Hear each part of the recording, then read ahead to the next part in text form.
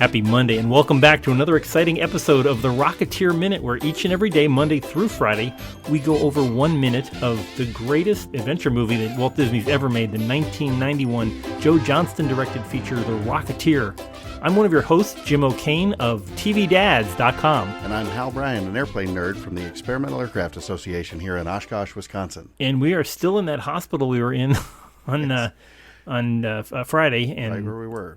With Fibber McGee and everybody chuckling except... Yes, Fibber McGee and company, as we learned, not Molly right now. Yes, they're not understanding the non-diegetic nature of the screams coming up there. Definitely not coming from Fibber McGee out of that beautiful... do you know what kind of radio that is? So that is, here's what I've dug up about this radio. It's a Packard Bell. Oh. And you can actually, there is a good look. Well, there's the diskette drive. I see it. Yeah, exactly. See, I hear Packard Bell. I think computers immediately, but they predate that quite a bit. Now, interestingly, I spent a lot of time looking around the online radio museum site and antique radio forums and things, and I only found one picture of this particular model, and nobody's had a model number with it, so I'm not sure exactly what model it is, but it's. Right in there. Every other model I found from the mid to late 30s, I'll have similar design cues and everything. This would be probably the lowest end model. And, of course, your classic tube radio. What struck me as interesting about this is that if you look around second 8 of this minute, you see the dial, and you can just barely make out the Packard Bell logo with actually the phone shape behind it. And by the way, as far as I know, and if anybody out there knows differently, correct me if I'm wrong, but I'm quite confident there was never any connection between the Packards of Packard Bell and Hewlett-Packard, and less confident but fairly sure there was no connection with Packard Motor Company. So just three different Packards. They're playing different roles throughout the 20th century. Anyway, we look at the dial on this great old tube radio with its fabric grill that's seen a little bit better times on the left, but on that dial. You see the phrase at the very bottom, stationized, and then there's a whole lot of print around the outside. And what Packard Bell came up with, and this was something that they had patented, was the idea of stationizing their radio. And they did this in a few states in the West, California being their biggest market. So again, very appropriate. We'd see this radio here. And what they would do is they would actually pre-print the dials with the call signs and sometimes the names of popular local radio stations. So if you want to listen to your favorite, local LA radio station, you turn the needle until it points to the name of that station. You don't have to just know the numbers, don't have to know the frequency. You point it right at the actual name of the station. So these radios, in others, were customized for multiple markets. And a clever idea, so certainly something to be sort of challenging in terms of execution and managing inventory. But it went a long way to and put them way out ahead in terms of usability for their radios. It's interesting that you bring this up because I'm an old person, so I have old ancestors as well. My grandmother, I can remember my grandmother who lived in Jersey City, New Jersey, had an Atwater Kent radio from the mid 1930s. It was multiple use, kind of like those console radios that we had in the 60s and 70s where you'd have a record player and a radio. Oh, and sure. On her Atwater Kent, she had a 78, play the big platters. And she also had the local New York radio stations written in on the, it was like printed really? on her dial. And I was always amazed by that because at the time, most of the, this was shortly after there was a change in several of the frequency bands. And it was a combination of AM and shortwave. And under the shortwave side, it had where typical radio stations from other countries were. And instead of saying like the BBC or anything like that, it would say things like England, France, Germany, Italy. Oh, yeah. And you could pick up, Ireland, and where, you'd pick things up depending on where you were just by dialing in the particular country. I have vivid memories as a kid, maybe 40 years after this movie is taking place, of my brother listening intently to shortwave radio. And I remember, even by the 70s, a lot of the radios were still marked out that way, and that you sort of would move the dial, move the band until you found something. And it was very definitely broken up by country and region. And then there was a thing where you could, of course, in the days way pre-internet, you could fill out, you could send them a letter and say, I heard your radio station at such and such time, Greenwich Mean Time, in Washington State or wherever, and then they would send you a postcard called a QSL card, and he would collect those and say, because the station would confirm, yes, you heard us, you heard our call letters, so here's a little souvenir mailed from that local country. And there was something interesting about that. It was, it's ridiculous now, and as I said, in the days of the internet where we can stream anything from anywhere all the time. But something interesting then about getting something tangible back because you were able to tune in your radio. There was still something kind of romantic about that. And you had paper proof that you had done so. Exactly. Yeah. And then I remember, too, always getting sort of freaked out as a kid of the Cold War when you would try to turn in tune in Radio Free Europe, and then it would be interrupted by the Soviet jamming signals. I can remember just dialing back and forth and hearing Morse code being iterated. And I got up to, in the Boy Scouts, I got up to about 5 words a minute, and there were some slow operating ones. And I'd write things down, and I'd suddenly realize it was in French, and I didn't quite understand it anyway. But you might have been history's first hacker, Jim. Yeah, that could have been it. Well, it was a little late to the game for that. But yeah, it was always a fascinating time. I think they called that hobby DXing because you'd be listening for distance. Yep. Yeah, that's exactly right. And he was really big into that. My brother was really big into that, and it was fun to sort of look over his shoulder a bit. Yeah, that and winter nights listening to even AM stations. There were super stations. I remember living in upstate New York and being amazed to be pulling in WLS from Chicago. Oh yeah, because of the skip. Yeah, at night off the atmosphere. And they were the large. What they called the clear, not the company, but the actual phrase, a clear channel network, where it was broadcasting at 50,000 watts.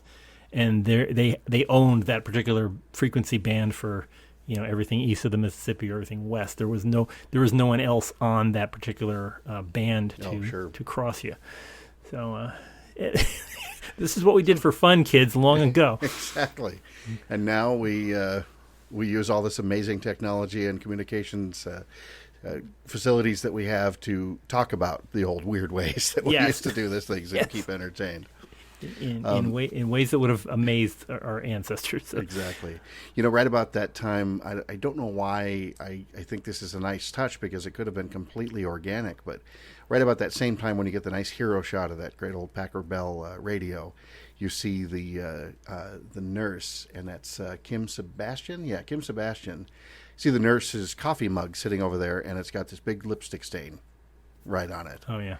And like I said, it could have been just completely organic. Could have been something that really happened. But you can also picture Joe Johnston or, one of the set designers sitting there saying, she would leave a little lipstick here. Let's make sure we get a nice imprint on there and make it look like she's really drinking something. And, and they're meanwhile busy flirting with each other while some guy is being turned into a pretzel in the next room. Exactly. While Fibber McGee is laughing and yelling, and then there's poor Wilmer screaming from the next room.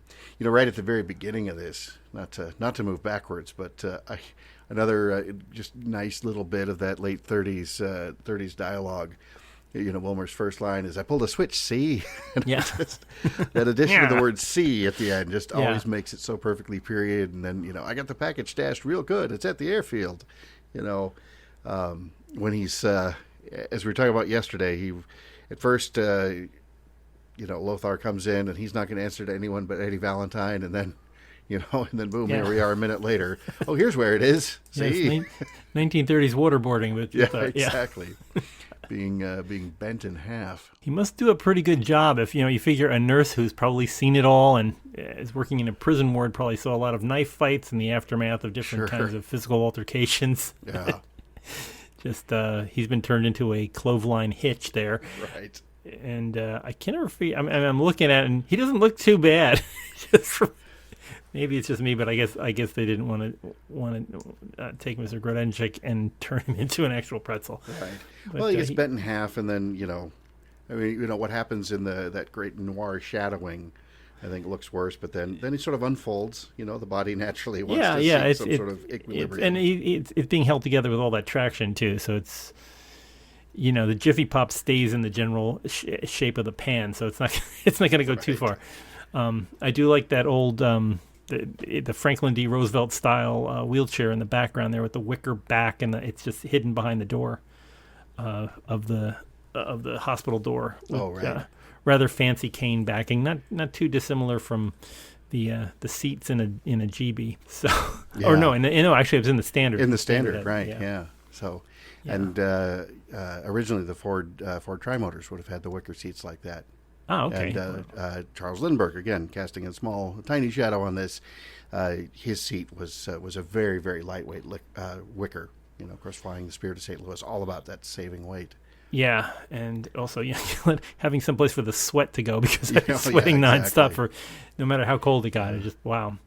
It's interesting to me. We get. I don't think we know who the second nurse is, and she sort of blink and you'll miss her. But as they come bursting in, there's There's actually Kim's- three. There's three nurses there. Is there a third one? Okay, I see Kim Yeah, if you go to Sebastian and then second- the blonde and. Yeah, and then there's one just off of Kim Sebastian's shoulder at second 29. Oh yeah, there she is, right there. Another brunette sneaking in back there. She probably qualified for the cast party at the end. Exactly. Maybe not a SAG card if she doesn't have any lines, right? Isn't that No how that lines. works? Yeah, for that's right. Screen But Actors Guild. I think Yeah. I wonder if the scream counts. We'll have to ask. We're going to have an actress on in a few days. We'll get to the ins and outs of how to get a card in this bit, working in this shady town. There we go. I love the classic uniform that David Pressman is wearing.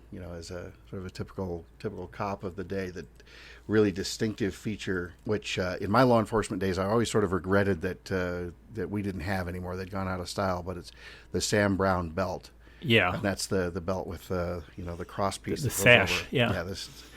I would not have thought of it as a sash, Jim. I would have thought of something much more manly and cooler than that. But yeah, it's a sash. It's a big leather sash. But there's something about it that makes it look so period. It makes it crisp. yeah. And named after a British Army officer who'd lost his left arm. So, but anyway, a staple of the early police uniforms.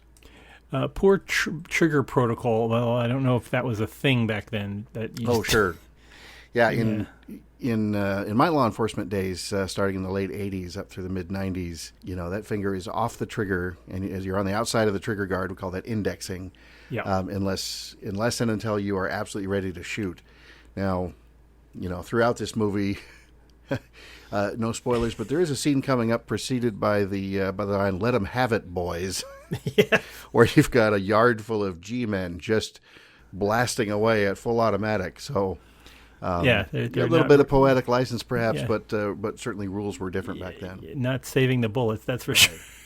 And if anyone is wondering, by my best estimate, I thought at first that might have been a Smith & Wesson Model 10, but the more I look at it, I think that's a 38 special revolver called the Colt Official Police, with probably the 5-inch barrel. Yeah, that's what it looked like to me. It's a 38, and Yeah, so it's definitely a 38, and it's not to just skip around too much, but there is one shot where he's looking out the window. We don't see Wilmer there.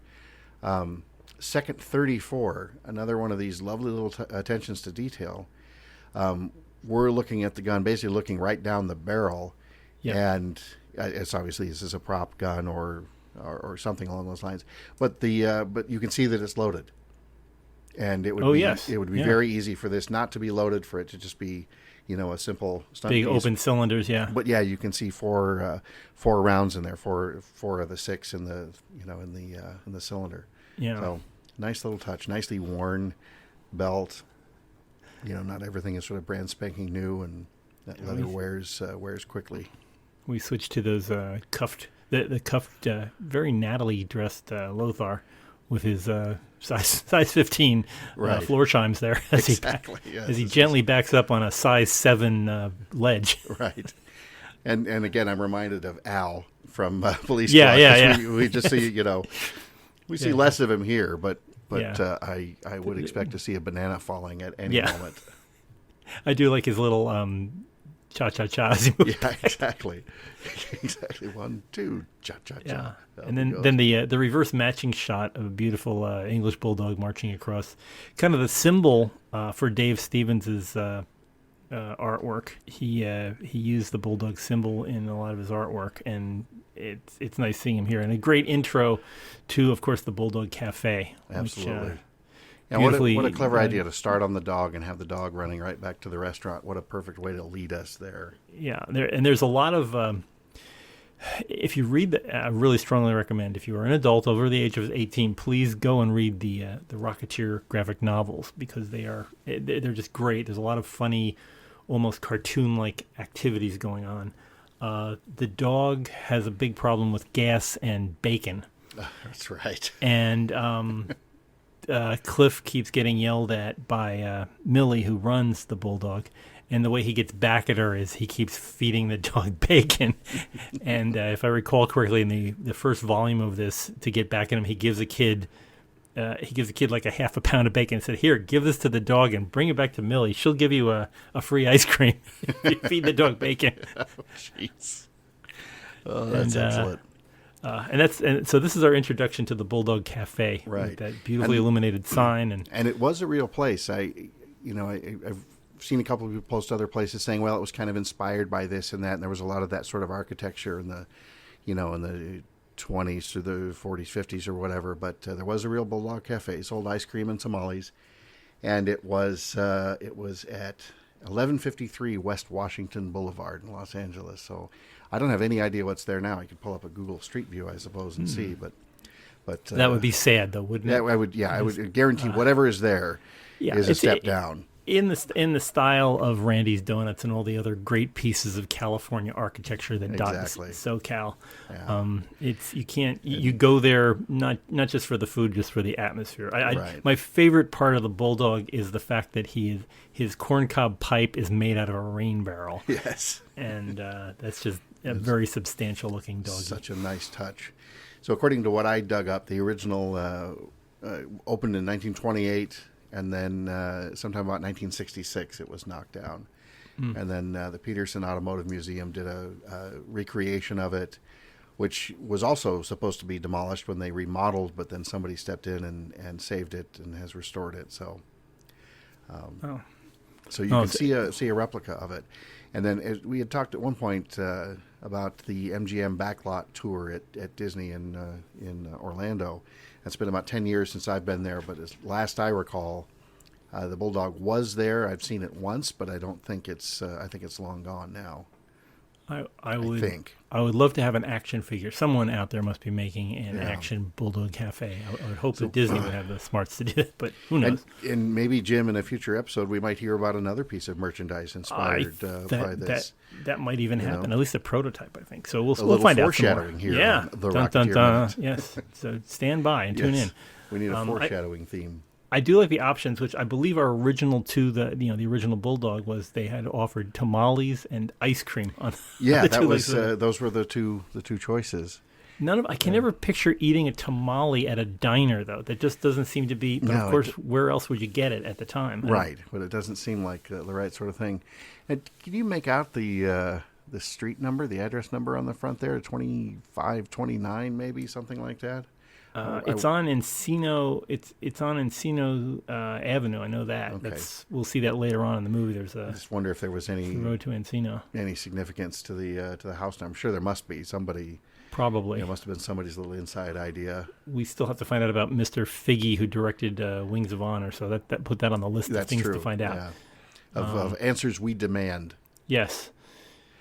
So anyway, we go in. Let's join the action already in progress. We saw that the brown Model T, Peavy's Model T, which I guess is also Cliff's. I don't know who owns it. I'm assuming it's Peavy's.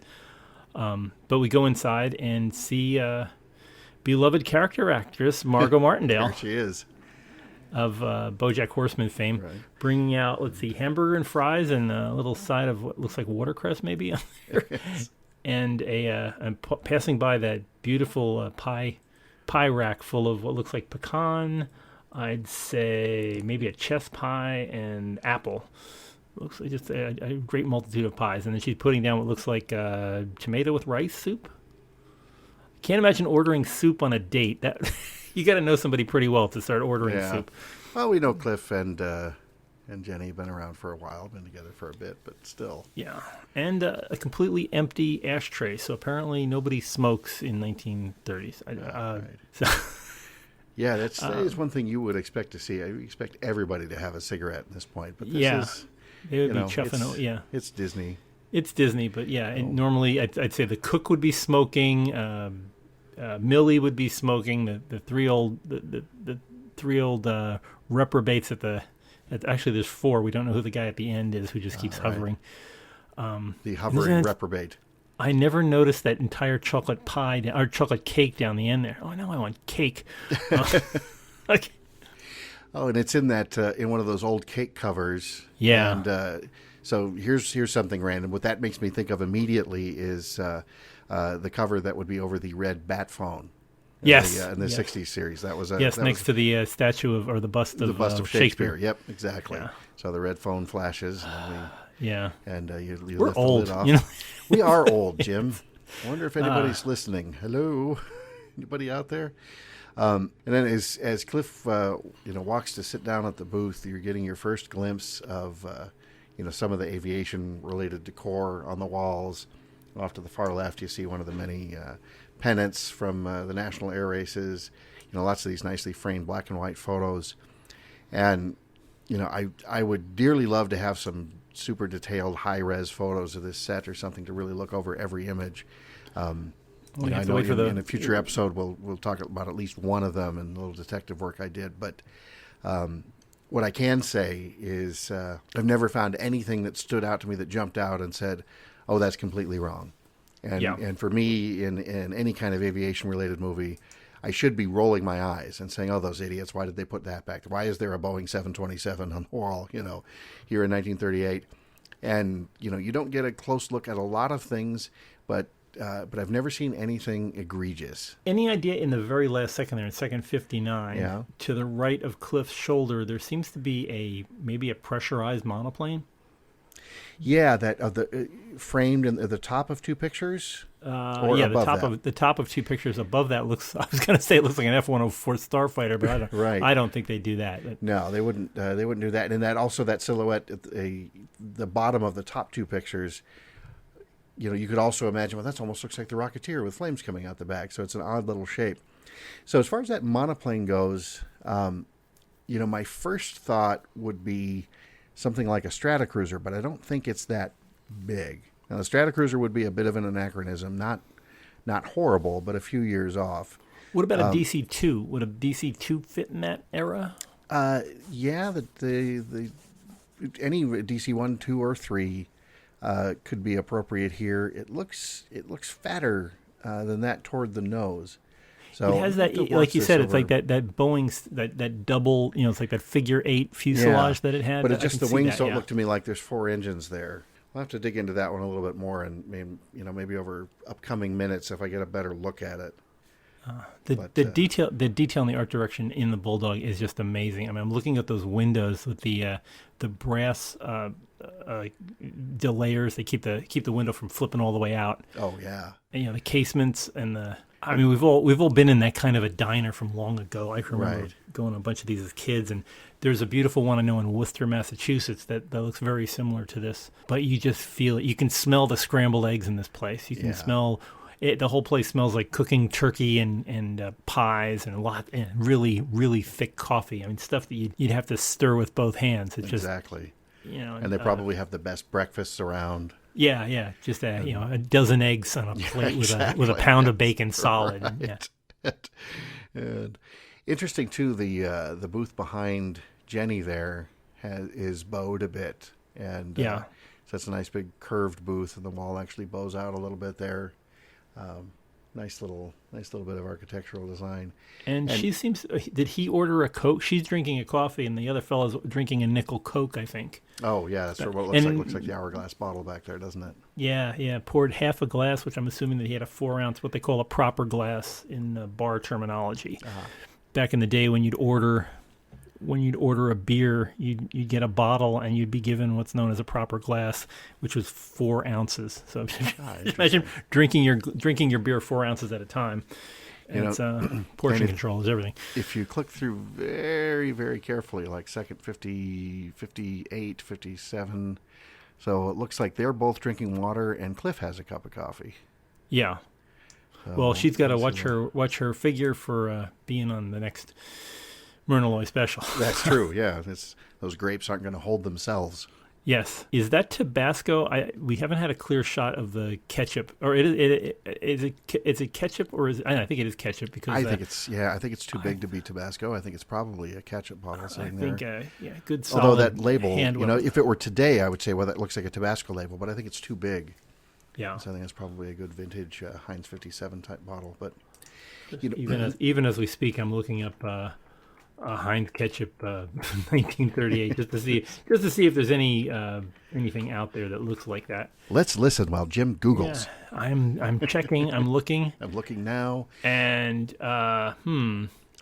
well, apparently they just. Oh no, actually they've had the Keystone for a long time. Apparently, I'm looking at least to 1910, there was it's always been a Keystone. So unless it's in a Keystone shape, maybe it's Hunt's or it could be I don't know what the West. I don't know what the West Coast. Oh, it could be Del Monte, right? Del Monte was a big California one. Yeah, big California brand. That might be. I don't have time to Google that, but I'm sure we'll just leave that as an exercise for the listeners. That's right. Oh, we'll include that in the director's cut. Yes.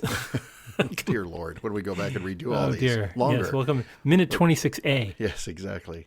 But it is amazing. You were pointing out the details around the windows and everything, and you just look at every scrap of wood you can see in this scene, and I cannot wrap my head around the fact that this is wholly constructed, sort of brand new, and then aged. And then, there's just nothing about this that doesn't look and feel absolutely real and tangible and sort of earthy and organic.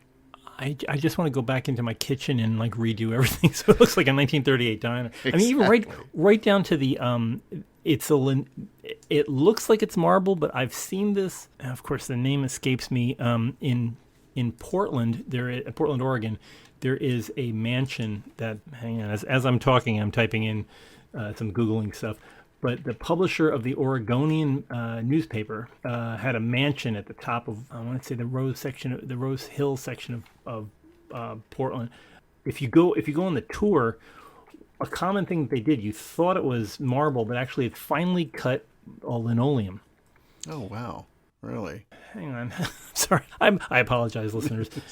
While you're looking for that, the another wonderful little bit of aging detail is I've got presumably that Formica wood grain tabletop for these tables, and then the nice that metal edging, that really subtle sort of I don't even know what you would call it, but it gives me that that great diner look.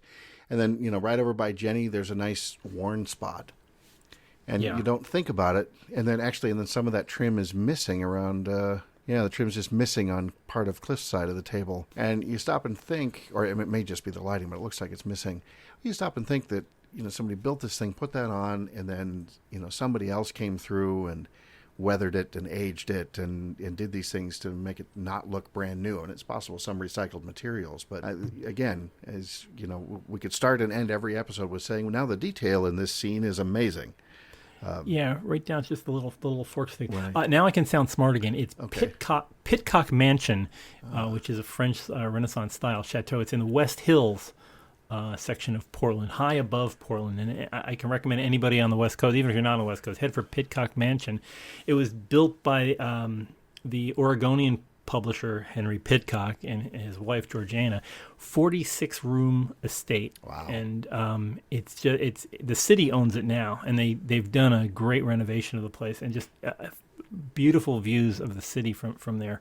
But the place was built in 1910 until 1914. It has things like a central vacuum system, intercoms, indirect lighting, its own elevator, and a walk-in refrigerator. It's just amazing. I mean, you can spend your entire day just staring at this place in just mind-boggling amount of detail that worked into it. One of the things that I recall specifically is in the kitchen, the fascinating thing to own was something called linoleum. And instead of marble, they had carefully cut out mosaics of linoleum that became very popular later on in the 20s and 30s to decorate floors. And it was considered kind of a touch of class to have a linoleum mosaic floor. And seeing this here, I wouldn't doubt that this is a similar style. And what this may be is rolled linoleum, where it's like the mosaic is actually printed on it. but that is very much in keeping with popular style of flooring back then. It could easily be ceramic, but I believe that this is a 1930s linoleum style floor, akin to the kind that is at the Pitcock Museum, which I strongly recommend. If you're in the Portland area, try it out. It's an amazing tour. Somehow that's all involving the Rocketeer, but I just somehow it is. And it's funny. I lived in Washington State for most of my life, more than 30 years, and never explored Portland nearly as much as I wish I had, and never made it to the Pitcock Mansion. So I'll put that on my list next time I'm in the things to do when you're in PDX. There, exactly. And looking again at just quickly at those pictures we were talking about, I'm not convinced of this, but there's a good chance that what looks like, you said, a pressurized airplane, looks like an airliner, that could be a Boeing Stratoliner, which was the fuselage kind of looked like a nice streamlined baby Stratocruiser. It had that full rounded look to it, but the wings and the tail were basically B-17. And that first flew in late 38, so... Not without he might have cut it out of Popular Science at the time. It could have been, yeah. What were the aviation magazines of the day? What did people read back then? Let's see. At this point, the biggest thing you'd be looking at would be Popular Aviation, which changed its name or became Flying Magazine at some point. It might have been right around this time. I'd have to re-Google and look at that. And then that was the big sort of aviation one. Magazines like Air Trails came along, which were sort of model aviation magazines with a lot of sort of history-based and full-scale kinds of content. You mentioned Popular Science, so Popular Science and Modern Mechanics, which was Modern Mechanics and Inventions. Those magazines always had a tremendous amount of aviation content as well. So they're not strictly aviation magazines per se, but you can go back and look at them. And so the Modern Mechanics in particular of the 30s have some of the best covers I think I've ever seen. Really, really bright, vivid artwork. And it seems like about every other issue is something that flies. And it's floating airports serve the passengers of tomorrow. And, 6,000 people play tennis aboard the airliner of the future. And wonderful things like this, always really, really optimistic and forward-looking. An easy way to get lost for hours on end on the internet, not that that's difficult to do, but Google has the entire back catalog of Popular Science. Oh, and right. I'll just pick a year and just start plowing through, 1929 or something like that, and just page after page of what's coming in the future. And it's amazing how close some of the guesses were, and some, how far off many of them were. Right. But just you look at these images and short captions and things like that, and you wonder how many things it inspired in real life. Right. Much how as many people were thinking of it, and yeah, I mean, we're going to be talking in the future with people who have been definitely inspired by the movie that we're watching right now. Absolutely. And with some surprising results. Yes. But let's hold off on that more surprising and impressive results. And talking about the set decoration and aging and things like that, I don't think we have dates set yet, but hopefully we'll be talking to another good friend of mine, Peter Zink, who's a prop master on a popular streaming show right now. And he is, in my opinion, he is just an absolute wizard at decorating things for a particular period, and then in particular at aging them. So if we're lucky enough to work out our schedules so that he can join us, I think we have him penciled in for the end of next month. So if that works out, you'll learn all sorts of things about how to take something new and make it look nicely used and period appropriate. Always something cool here at the Rocketeer Minute. Well, never knows. Tomorrow we are going to be having somebody to talk a little bit more about what it's like working in Hollywood and being a Jenny Blake. Basically, we're gonna do a little bit. Let's not tip our hand too much on that. Yeah, but let's not inadvertently overpromise. It's not being the Jenny Blake. But playing a Jenny Blake style. Jenny Blake compatible, if you think of it that way. Jenny Blake compatible. Yes. So, wow. But for people who I say this all the time, and I I apologize for those of you who already have, and I thank you for already having subscribed to us out there on iTunes and on Google Play. But if you haven't, it's real simple. Just go take your phone, find your application thing that brings you to iTunes or Google Play. Type in our name, Rocketeer Minute. Click subscribe, and then you don't have to go hunting around for this on our website or trying to wonder where it's coming from. And you can get this every day. We talk about stuff like this far afield from the Rocketeer, but we eventually get back to here. And we often have our one of our favorite guests, Billy Campbell, on frequently, who may be coming up later this week, or maybe we don't want to spoil anything. We'll see. You never know. Check back. And while you're out there subscribing, you're looking at iTunes. Again, as always, reviews are greatly appreciated. At the time we're recording this one, we've just gotten our second iTunes review. Lovely 5 stars from someone who calls himself Ian Chaos Malcolm. A little Jurassic Park reference, which I assume is probably really Jeff Goldblum listening. Could be. I have no reason in the world. Or Laura Dern, who knows? It could be. Yeah, it could be Laura Dern going undercover, but does like our show. So anyway, an absolutely glowing review, and in fact, as you pointed out, Jim, it sounds like probably one of us wrote it. So all you can do is take our word for it that we did not. And of course, if we were going to use a pseudonym, it probably wouldn't be from Jurassic Park, but you never know. I'd be writing in and saying the guys need to do a lot better. Yeah, exactly. What's wrong with you, chumps? Yeah, if they want my money. Yes. And yet there is no money. Oh, well. None to be had. There you go. Yeah, you get what you pay for. So anyway, we are available in a lot of different social media besides just listening to us on the iTunes and the Google Play. Go check us out on Twitter. We're always sending up interesting new behind-the-scenes pictures that people send us that we've never seen before that are stunning. We had one the other day of the inside of the flame-throwing Rocketeer engine, and it's just amazing what's out there.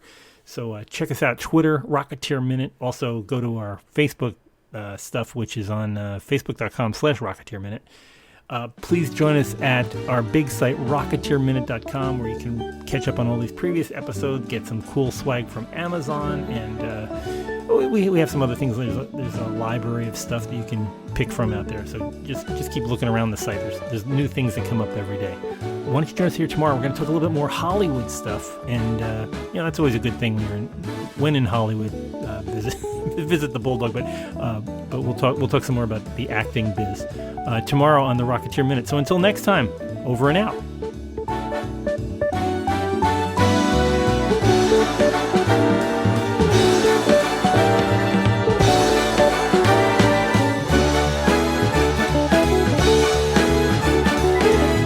Go get him, kid.